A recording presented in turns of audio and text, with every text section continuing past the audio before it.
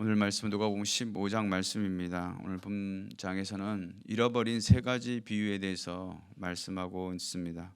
첫 번째 비유는 양을 찾는 목자의 비유입니다. 내용은 100마리의 양을 가지고 있던 목자가 만일 그중 한 마리를 잃었다면 다른 양들을 들에 두고 당연히 잃은 것을 찾아 나서며 또 찾았을 때 크게 기뻐할 것이라는 그런 내용이죠.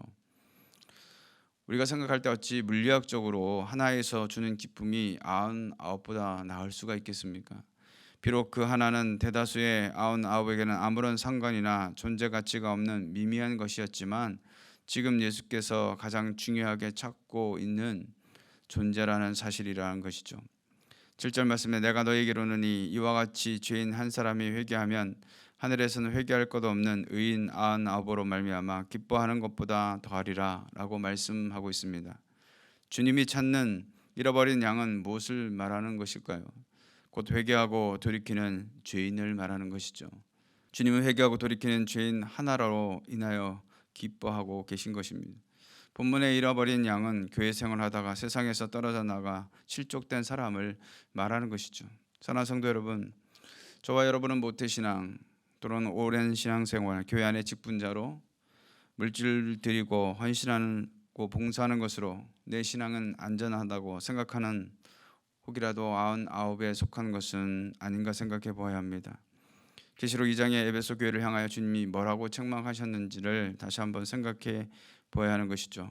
처음 사랑을 버렸고 어디서 떨어졌는지를 생각하라는 것이죠. 그리고 하신 말씀이 무엇입니까? 회개하여 처음 행위를 가지라. 만일 그리하지 아니하고 회개하지 않으면 내가 네게서 촛대를 옮기리라 라고 말씀하셨던 것입니다. 어제 살핀 대로 바리새인들처럼 좋은 자리만 차지하려고 할 것이 아니라 하나님 앞에 내 모습을 돌아볼 수 있어야 한다는 것이죠. 처음 사랑도 버리고 믿음도 희미해져서 종교 생활로 전락해져 있음에도 불구하고 나는 안전한 99에 속한다라고 그렇게 생각하고 있지 않느냐라는 것이죠. 아무리 과거에 많은 은혜를 체험했다고 하여도 현재 내 신앙이 정체되고 기쁨이 사라진 지 오래라면 이는 회개하고 돌이켜야 할, 또 회복해야 할 신앙임을 잊지 말아야 한다는 것이죠.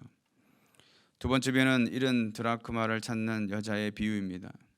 내용은 한 여자가 10드라크마 중에 하나를 잃어버리면 등불을 켜고 집을 쓸면서까지 그 드라크마를 찾으려고 한다는 것이죠. 찾게 되면 법과 이웃을 불러서 함께 기뻐한다는 내용입니다. 왜 예수님은 여자를 비유의 주인공으로 등장시켰을까요? 구약 시대를 비롯해서 이 헬라 시대 여자들은 거의 사람 대접을 받지 못했고 남자들의 소유물로 여겨졌을 정도입니다. 이런 상황에서 예수님은 한 여자를 비유로 등장시켰던 것입니다. 이것은 예수께서 의도하신 잃은 자의 구원이라는 구속사적 계획과 연결되어 있는 것이죠. 즉 예수님께서 의도하시기로는 하나님 나라는 가난한 자들과 또 장애가 있는 자들, 소경과 저는 자들, 사회적으로 소외되고 천시되는 자들의 것이며 여기에는 여인들도 포함되어 있었다라는 것입니다.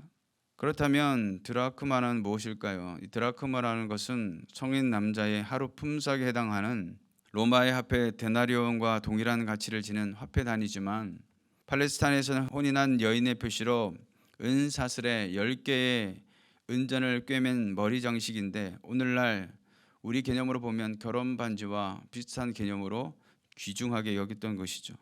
그러기에 그 중에 하나를 잃어버릴 경우 그것은 온전한 가치를 발휘하지 못했던 것입니다. 10개 중에 하나라도 잃어버리면 그것은 남편에 대한 불경을 의미하며 남편으로부터 이혼당할 충분한 근거가 되기도 했다라는 것이죠. 따라서 이를 잃어버린 여인의 마음은 몹시 초조할 수밖에 없었을 것이며 이런 이유로 그 잃어버린 드라크마를 찾기 위해서 부지런히 집을 쓸며 찾으려 애썼던 것입니다.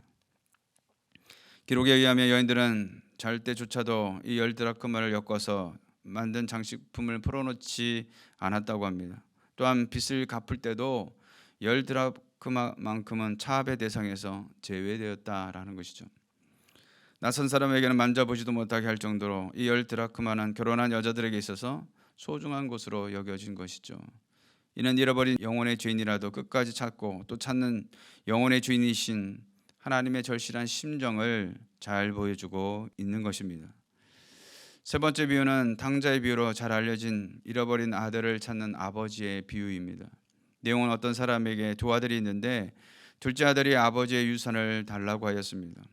유대 사회에서는 아버지가 엄연히 살아있는데 재산권을 처분하는 것은 마치 아버지를 죽은 자처럼 여기는 매우 불명예스러운 일이었다라는 것이죠.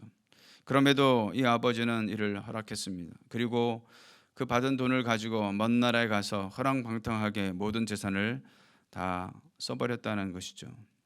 돈이 다 떨어진 둘째 아들은 돼지를 치며 돼지가 먹는 쥐염 열매로 배를 채우고자 했지만 그것도 주는 사람이 없었다라는 것입니다. 결국 둘째 아들은 아버지께 돌아가 종으로 삼아주기를 바라면서 돌아간 것이죠. 집으로 돌아오는 둘째 아들을 본 아버지가 달려가 안고 기뻐하며 좋은 옷으로 갈아입히고 사람들을 불러놓고 함께 즐거워했다라는 것입니다. 그러자 맏아들이 밭에서 일하다 돌아와 보니까 집에서 악기 소리와 춤추는 소리를 듣고 이게 무슨 일인가 라고 물었을 때에 동생이 돌아와서 잔치가 열렸다고 하자 매우 노하였다라는 것이죠.